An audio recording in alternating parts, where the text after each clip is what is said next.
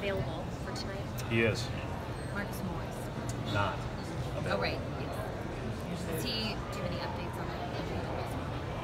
Went through stuff this morning and, didn't feel great, so not going to play that. Have you talked to Aaron since the surgery? Yes. What kind of mood is he? Actually, the surgery, he spent the night at the hospital. He got out this morning. Surgery went well, but I think it was a tough surgery. And he's back home doing well, and he wishes he was at shoot around and at the game. In typical Aaron fashion, he wants to be around, but it's going to have to take a few days to let that thing heal, and then we'll see when he can get back out on the court and start the rehab process.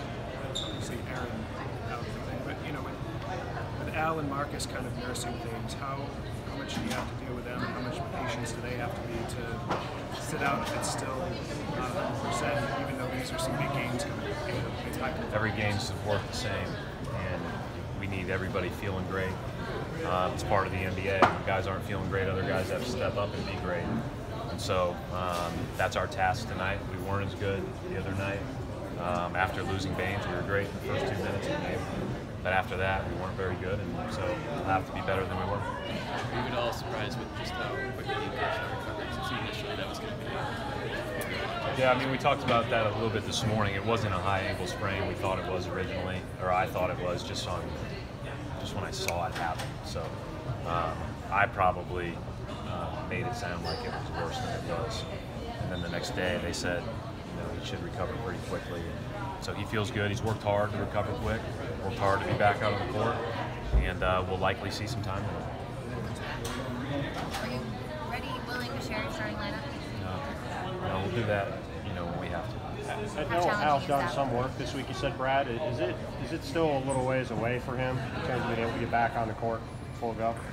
He did a little bit more today, and he's being assessed day by day now.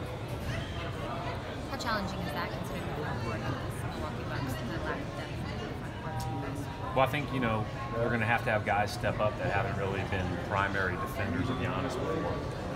Probably of the 4 guys that have been his primary defender, 3 of them are out. So we've got to have other guys step up and be able to take on that task. You have to do that as a team anyways, but where they really make you pay is, right, if you overhelp, they just crush you from the 3-point line. So it's a fine line. It's a tough challenge. They're a great team, so it should be fun. When you talk about that particular point, having the appropriate amount of attention on a guy like Giannis, Chris Middleton is a guy that has shown the ability to really impact the game. Talk about what he brings to the floor. Yeah, you go through them though. Middleton, Brogdon, Bledsoe, George Hill, Brook Lopez. You can just go through their whole list. They're a heck of a team. Middleton was unreal in the playoff series and started off the year again that way. He's just a guy that can make really difficult shots.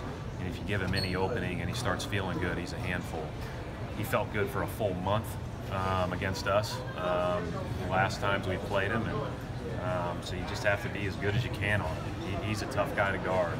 He's had a heck of a career so far. What are the keys to finding that happy medium between having the appropriate amount of attention on a guy like Giannis, but at the same time not allowing some of those other guys to get to the flow, get to it? A lot easier for all of us to talk about it than it is to do it. So that's the game of basketball. There's 2 teams playing, and the other one is put you in a lot of binds. So that's why they're hard to guard. And how valuable, going back several weeks now, I guess, how valuable is it to have that experience from Robert against Anthony Davis, and could that help him in a situation like Giannis tonight?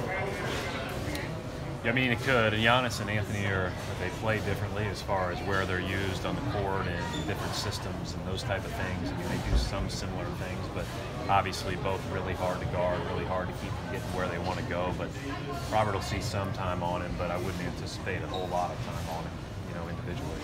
During shoot-around today, Mike had said that, it's disappointing not to have you guys at full strength because he likes to have those tests during the regular season and have that kind of thing. How do you value tests during the regular season? Is that how you view it as a good way to kind of get your team ready? I like to be at full strength too, but that's not going to happen. So, anytime you're playing against Coach Budenholzer team, you better be on everything. And that was the same way last year in Atlanta when they were going through their struggles. If you didn't bring it, you were going to be exposed and humbled because he does such a good job on both sides of the court. And then these guys are awfully good. Fred, one more on Gershon. Was he able to do any scrimmaging before getting out here? Yeah, he annihilated Evan Brads yesterday. Couldn't keep him in front of him, and too powerful for him. So, yeah, that's our He's ready to video go. coordinator, by the way. So, yeah, he's ready to go.